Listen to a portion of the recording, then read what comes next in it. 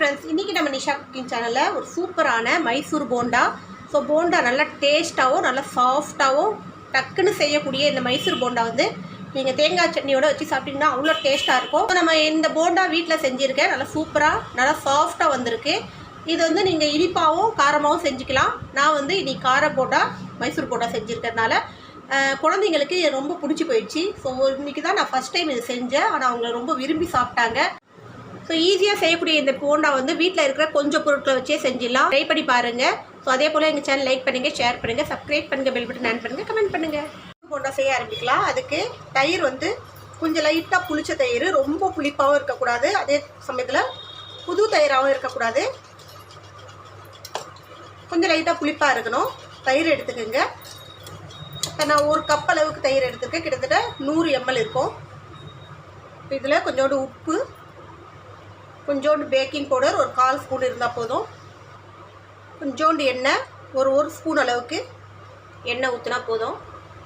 இப்போ இதை முதல்ல நல்லா மிக்ஸ் பண்ணிக்கலாம்.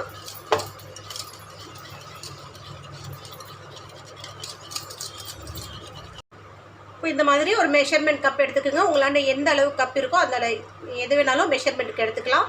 ஸோ நான் வந்து இந்த கப்பால் 1 கப்பு தயிர் ஊற்றுனேன். அதே கப்பால் 2 கப்பு மைதா மாவு இதில் போட போகிறேன். 1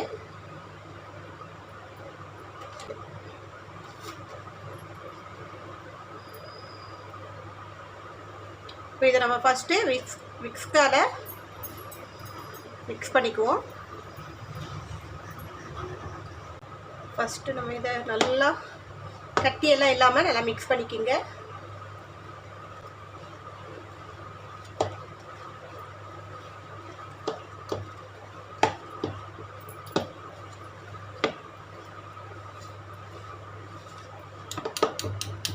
கையை நல்லா கழுவிட்டு கையால் இதை நல்லா அடித்து மிக்ஸ் பண்ணணும். எந்த அளவுக்கு நம்ம வந்து இதை நல்லா அடித்து மிக்ஸ் பண்ணுறோமோ அந்த அளவுக்கு போண்டா வந்து நல்லா புசு புசுன்னு வரும்.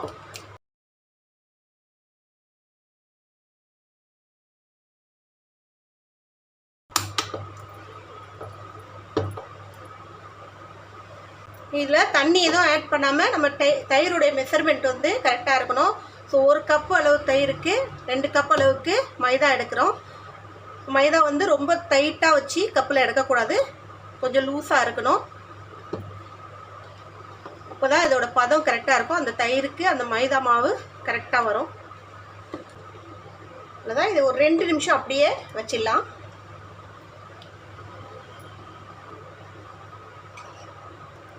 இப்போ நமக்கு என்னெல்லாம் தேவையோ மசாலா பொருட்கள்லாம் போட்டுக்கலாம். வெங்காயம் பொடியாக நறுக்கி வச்சுருக்கேன். இந்த மாதிரி கொஞ்சம் உதிரியாக எடுத்து வச்சுக்கிங்க. கொஞ்சமாக போட்டால் போதும். அதே போல் ஒரு பச்சை மிளகா, கொஞ்சோண்டு கருவேப்பிலை. ஸோ இது எதுவுமே இல்லாமல் வெறும் பிளெயின் போண்டா கூட நீங்கள் போட்டு எடுத்து சாப்பிட்லாம். நல்லா டேஸ்ட்டாக இருக்கும்.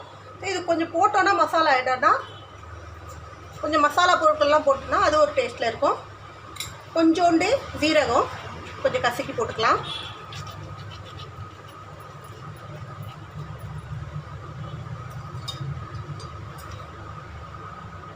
கொஞ்சோண்டு ஓமம் போட்டோன்னா அதோட அரோமா வாசனை ரொம்ப நல்லாயிருக்கும். ஸோ டேஸ்ட்டும் நல்லாயிருக்கும், ஜீரணத்துக்கும் நல்லது. கொஞ்சோண்டு நம்ம ஓமத்தை ஆட் பண்ணிக்கலாம். இதையும் உள்ளங்கையில் வச்சு நல்லா கசக்கி போட்டுக்குங்க. தேங்காய் துருவல் கொஞ்சோண்டு, இது டேஸ்ட் நல்லாயிருக்கும். போண்டா சாப்பிடும்போது அந்த தேங்காய், வெங்காயம் இதெல்லாம் வாயில் வரும்போது டேஸ்ட்டு நல்லாயிருக்கும். இப்போ இது எல்லாத்தையும் போட்டு மறுபடியும் ஒரு தடவை நல்லா பிசைஞ்சிக்கலாம்.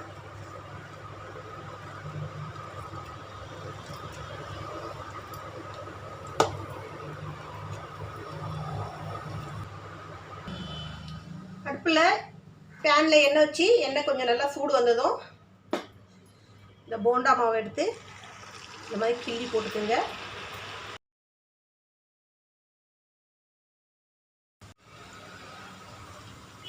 அவ்வளோதான். இது நல்லா உள்ள வரைக்கும் வேக விடுங்க.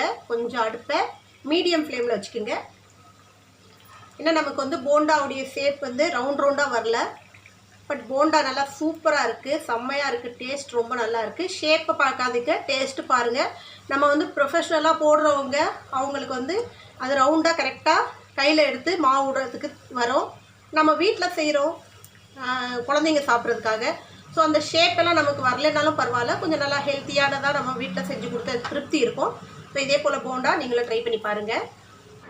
மைசூர் போண்டா ரெடி ஆகிடுச்சு. இதே போல் போண்டா நீங்களும் வீட்டில் ட்ரை பண்ணி பாருங்கள், நல்லா டேஸ்ட்டாக இருக்கும். குழந்தைங்களுக்கு வீட்டில் டக்குன்னு ஒரு சுட சுட ஒரு ஈஸியான ஒரு ரெசிபி செஞ்சு கொடுத்தோன்னா நமக்கு ஒரு திருப்தியாக இருக்கும், குழந்தைங்களும் நல்லா சாப்பிடுவாங்க. ஸோ இன்னொரு ரெசிபியோடு உங்களை சந்திக்க வரை உங்களிடம் விடைபெறுவது உங்கள் நிஷா. எங்கள் சேனல் லாஸ்ட் வரைக்கும் பார்த்த உங்கள் அனைவருக்கும் மிக்க நன்றி. பாய்.